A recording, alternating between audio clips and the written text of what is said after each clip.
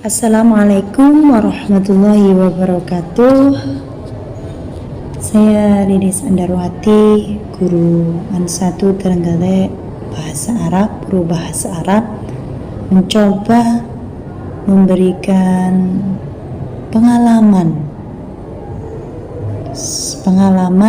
saya mengikuti PBG, terutama pada tugas 2 di Lokakarya, yaitu membuat pengembangan materi ajar dan model atau metode pembelajaran. Di sini banyak bentuk atau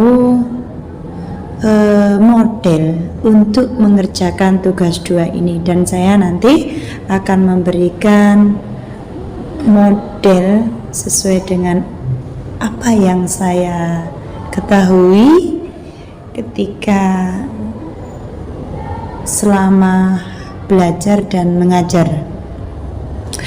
Baiklah, sebelum kita bagaimana model metode pembelajaran yang akan saya buat di tugas 2 Lokakarya tersebut, bahwasannya pengembangan materi ajar adalah materi atau bahan pembelajaran yang merupakan entitas yang harus dipelajari peserta didik dalam waktu yang telah ditentukan. Jadi pengembangan materi ajar itu sudah kita rancang sesuai dengan target, tujuan, KI, KD, IPK, indikator, dan tujuannya serta metodenya. Materi atau bahan ajar ini bisa berbentuk teori, konsep, rumusan pengetahuan, keterampilan, cara dan tahapan dalam mempraktekkan, melaksanakan. Lebih lanjut, di sini penjelasan mengenai bahan ajar itu sendiri adalah semua yang berupa materi yang dipakai untuk menolong instruktur, pendidik, atau guru untuk melakukan aktivitas pembelajaran di suatu kelas. Bahan tersebut bisa berbentuk lisan maupun tulisan dan beraneka lain macamnya. Di sini, jadi nanti untuk pengembangan bahan ajar ini bisa berupa apapun. Ini menurut para ahli, bahan ajar adalah fasilitas atau tools pembelajaran yang di dalamnya terdiri dari metode, media, model, materi pembelajaran, standar, parameter, dan metode evaluasi yang dirancang dengan terstruktur yang bertujuan agar tujuan pembelajaran bisa tercapai sesuai dengan standar kompetensi yang ada. Begini ya. Jadi bahan ajar itu materi atau objek pelajaran yang dibuat dengan terstruktur yang dimanfaatkan oleh guru dan peserta didik untuk mengarungi aktivitas belajar mengajar. Kenapa pendidik harus bisa melakukan pengembangan bahan ajar? Ini dikarenakan pendidik dituntut untuk bisa melakukan dan memakai bahan ajar yang berdasarkan dengan karakteristik tujuan kurikulum itu sendiri, keharusan untuk memperoleh solusi dari setiap masalah yang dihadapi oleh siswa. Dengan adanya pengembangan bahan ajar menjadikan pembelajaran tidak tergantung pada sumber teks yang susah didapat. Sumber menjadi lebih luas karena referensi yang banyak dan komprehensif, menciptakan interaksi pembelajaran yang efektif antara siswa dengan pendidik. Ini dikarenakan peserta didik bisa lebih menaruh hormat kepada guru. Jadi pengembangan pembelajaran materi ini akan bisa menjadikan peserta didik itu lebih menghormati seorang guru karena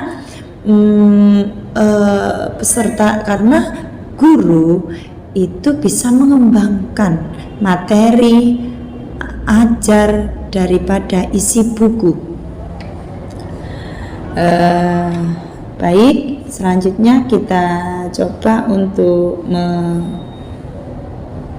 melihat di sini.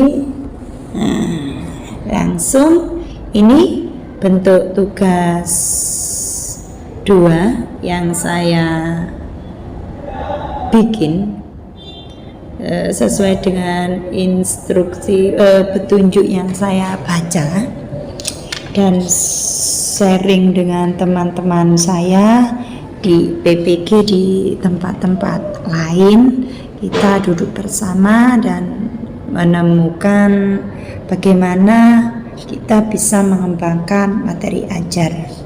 Baik, yaitu pengembangan materi ajar dan model atau metode pembelajaran. Di sana ada penjabaran KI dan KD ke dalam indikator pencapaian kompetensi atau biasa disebut IPK. Tujuan pembelajaran dan materi pembelajaran. Di sana harus tertulis jelas KI dan KD-nya. Kemudian dipecah lagi menjadi beberapa indikator pencapaian kompetensi. Nah, kemudian ada tujuan pembelajaran, kemudian ada materi pembelajaran. Kita ambil satu sampel saja. Kebetulan saya mengajar kelas 10 bahasa Arab, jadi sekaligus saya mengajar dan mengembangkan materi ajar. Di sini saya tulis petunjuknya. Di sini kita di mana kita dapat KI dan KD itu? Kita dapat dari KMA 183 tahun 2019. Nanti insya Allah akan saya kasih linknya di bawah video saya. Yang kedua, kita harus merumuskan IP, indikator pembelajaran berdasarkan KI dan KD yang telah Bapak Ibu tentukan. Nah, IPK itu harus sudah kita tentukan.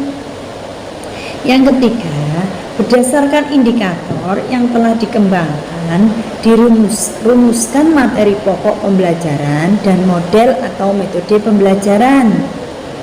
Yang keempat, nomor pada kolom sesuaikan dengan nomor KD yang ada di KMA dan nomor indikator.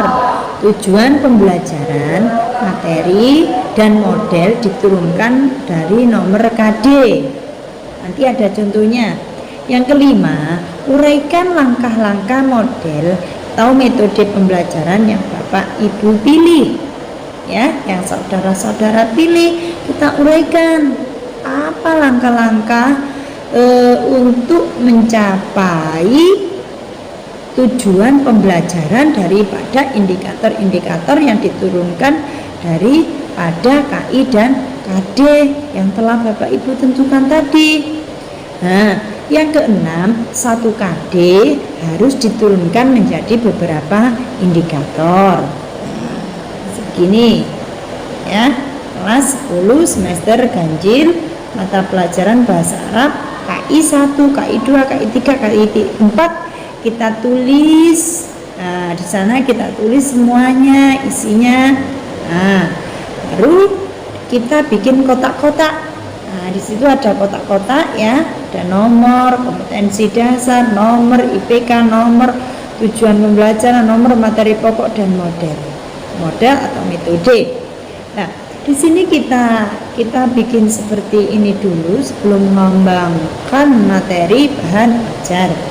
Saya ambil contoh adalah 3.1. Memahami fungsi sosial. Ini KD-nya ya, tidak usah saya baca. Di sana ada at-ta'aruf, at-ta'aruf atau tahiyat di sana ya. Terus kemudian ada taqsimul kalimah. Kemudian ada al-arqam. Nah, IPK di sana indikatornya kita sesuai dengan KKO ranah kognitif. Nah, itu masuk C1 atau C2 atau C3 atau C4. Kita lihat di sana. Kita lihat, kita cocokkan dengan KKO yang sudah dirumuskan. Baik, nah di sana melafalkan itu termasuk C1, yaitu pengetahuan. Kemudian C3 menemukan itu termasuk penerapan. Menemukan makna ungkapan itu penerapan, ya. Kemudian ada tujuan pembelajaran. Tujuan pembelajaran kita tulis itu setelah mendengarkan, siswa dapat melafalkan mufradat terkait tema at-tahiyat wa ta'aruf secara mandiri dan lancar. Setelah melakukan pengamatan, itu ya setelah mendengarkan, materi pokok at-tahiyat wa ta'aruf. Model atau metode pembelajaran saya memakai model discovery learning. Model discovery learning yaitu model pembelajaran yang yang mengarahkan peserta didik untuk menemukan sendiri pengetahuan yang ingin disampaikan dalam pembelajaran, atau rangkaian kegiatan pembelajaran yang melibatkan secara maksimal seluruh kemampuan peserta didik untuk mencari dan menyelidiki secara sistematis, kritis, dan logis, sehingga mereka dapat menemukan sendiri pengetahuan, sikap, dan keterampilan sebagai wujud adanya perubahan perilaku dari tidak tahu menjadi tahu dengan mencari sendiri solusi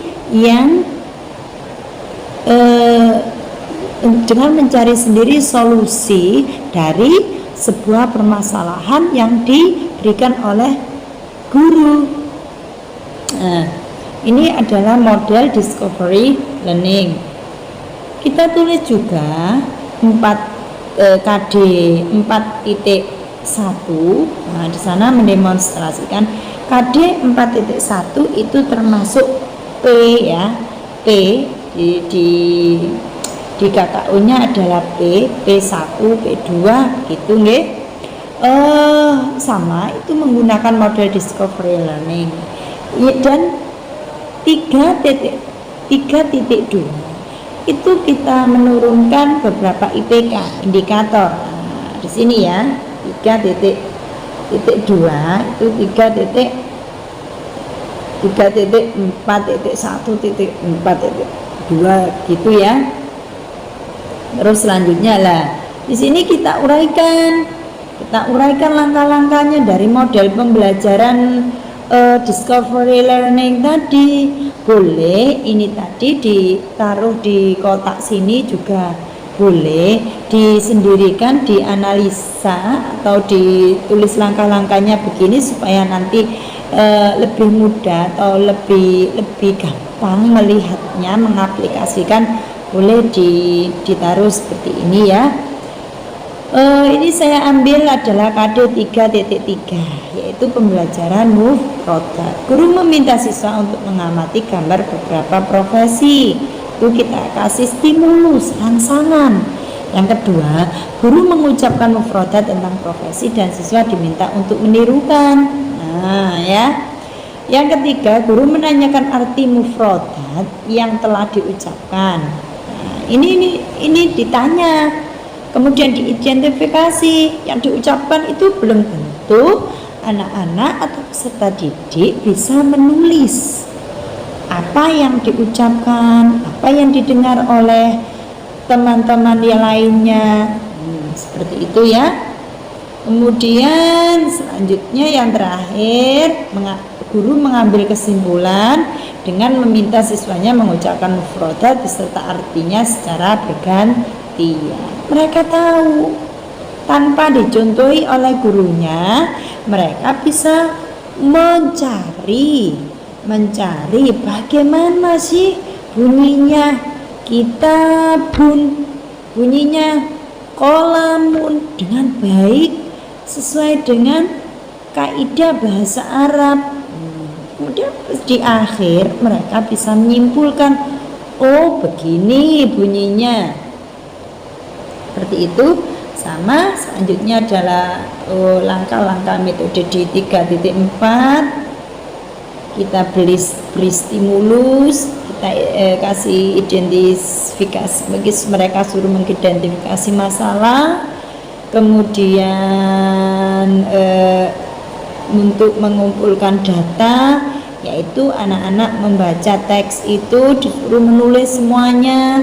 Kemudian yang kelima, ya, mengolah data tersebut, kemudian diadakan verifikasi dibantu oleh guru. Verifikasi itu apa yang dilakukan peserta didik benar atau salah, kita verifikasi.